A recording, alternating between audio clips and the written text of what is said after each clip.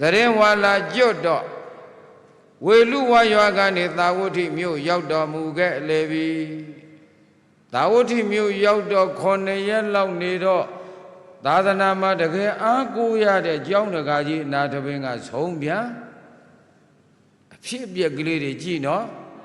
အဖြစ်ကြီးတွေးမနေတဲ့ကိုလူကြီးဘာတွေးရအပြက်လက်ကြည့်ထားအခုကျောင်းတကာကြီးဆုံးပြီတဇောင်မိုးလာစားရောက်တော့သာသနာမှာအကြီးဆုံးဖြစ်တဲ့ရှင်သာရိပုတ္တရာမထေရကိုတော်မြတ်ကြီးကဖရာအနိပါချင်းကပ်ပြီးတော့ဘုန်းတော်ကြီးတော်မူပါသောမြတ်စွာဘုရားဖရာတပည့်တော်အာယုသက်တံကုန်ပြီတဲ့ပရိနိဗ္ဗာန်ပြုဖို့ခန္ဓာဝန်ချဖို့ခွင့်ပြုတော်မူပါ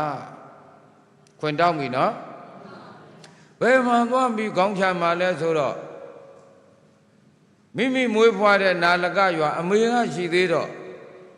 အမေအိမ်သွားပြီးခေါင်းချမယ်ဆိုပြီးခွင့်ပန်ပြီးကြွသွားပြီ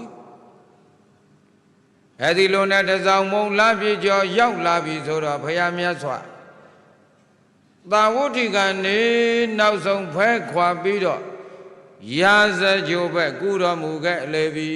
နောက်ဘယ်တော့မှသာဝတိဘုရားမရောက်တော့ဘူးနော်ရာဇကြိုဝေလူဝံရောက်လို့15 ရက်တစောင်းမုံလာခွဲနေကြတော့လက်ဝဲတော်ရရှင်မောကလံကိုတော်ကြီးကဣတိကိရိတောင်နယကာလသီလကြောက်ဖြာပေါ်ခေါင်းချပြန်ပြီပရိနိဗ္ဗာန်ပြုပြန်ပြီဒီတော့ဘုရားဟိုတုန်းကသံဃပရိသတ်ကြီးရမ်းနေတဲ့နေရာမှာလက်ရဘက်ကဘယ်မထေရှင်သာရိပုတ္တရာ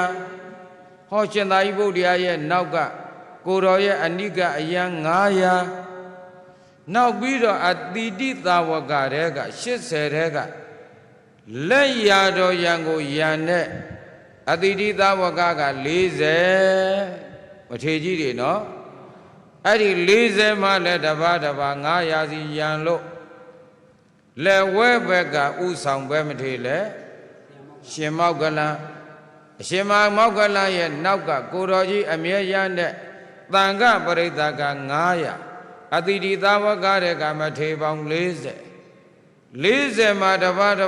900စီနဲ့ဒီလိုသံဃပရိသတ်ကြီးနဲ့ထဲဝါခန့်ကနာနာဝန်းရံထိုင်လေးရှိတဲ့ဘုရားအခုရာဇယုဓမ္မသလာတစောင်းထဲမှာဘုရားထိုင်ပြီးဓမ္မပလင်ပေါ့ဘုရားကြည့်လိုက်တော့လေကိုလူရဲ့အရင်လိုတန်တန်မာမဟုတ်ဘူးဟုတ်ပြီလားယောဂကဘာယောဂအန္တိမယောဂနှိမ့်ဆက်ထားတာကိုဗျဒီတော့ယာဘက်ကရှင်သာရိပုတ္တရာကလည်းမရှိဘူးဝဲဘက်ကရှင်မောကလံကလည်းမရှိဘူးဟာသူ့နောက်ကပရိသတ်ကလည်းကြိုးတို့ကျဲတယ်ဟိုအတိတိသာဝကကြီးတွေကလည်းမစုံတော့သံဃာပရိသတ်နဲ့လူပရိသတ်ဓမ္မပဒါလာတစောင်းထဲမှာဝန်းရံပြီးတော့ထိုင်နေကြတဲ့အချိန်နဲ့ညီတော်အာနန္ဒာကဓမ္မသလာတစောင်းနဲ့ဝင်ဖို့ရာအတွက်ဓမ္မသလာတစောင်းကြီးရဲ့ဆင်ဝင်ပေါ့ဖနတ်ချော့ရောက်တော့လှမ်းကြည့်လိုက်လက်ရဘက်ကဟိုတုန်းကတွေ့တယ်အခု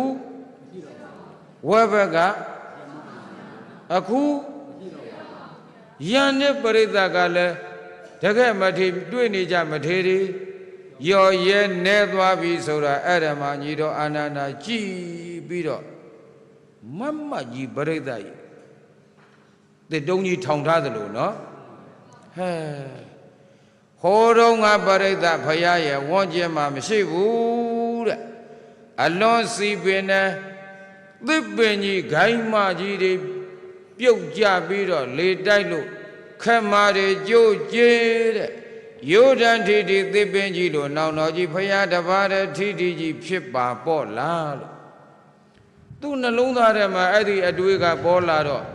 ကိုလူရဲ့ညီတော်အာနန္ဒာမှာအရက်လေးမျက်နာဆိုတာသူမထင်တော့ဘူးဆိုပဲအရှိကိုအရှိမှမသိအနောက်ကိုအဲ့ဒီလိုဖြစ်ပြီးတော့သတိတွေလက်လွတ်ပြီးတော့မျက်ရည်တွေကမျက်နှာပေါ်မှာစီးပြီးတော့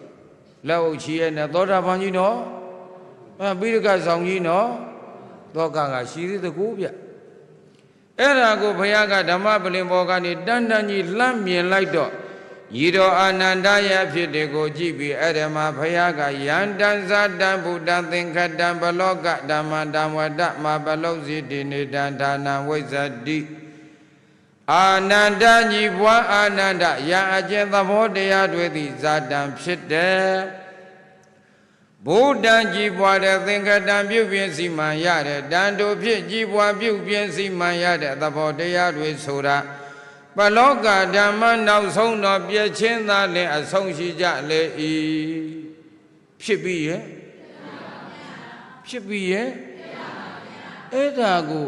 မပလုစီမပြက်ပါနဲ့တောင်းဆိုလို့နဝိဇ္ဇတိဘေတော့ကမှမရှိဘူးတဲ့ကဲ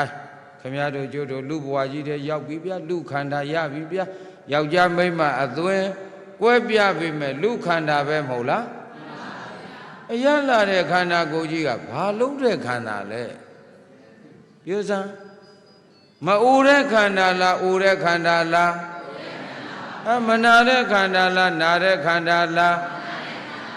မသေးတဲ့ခန္ဓာလားသေတဲ့ခန္ဓာလား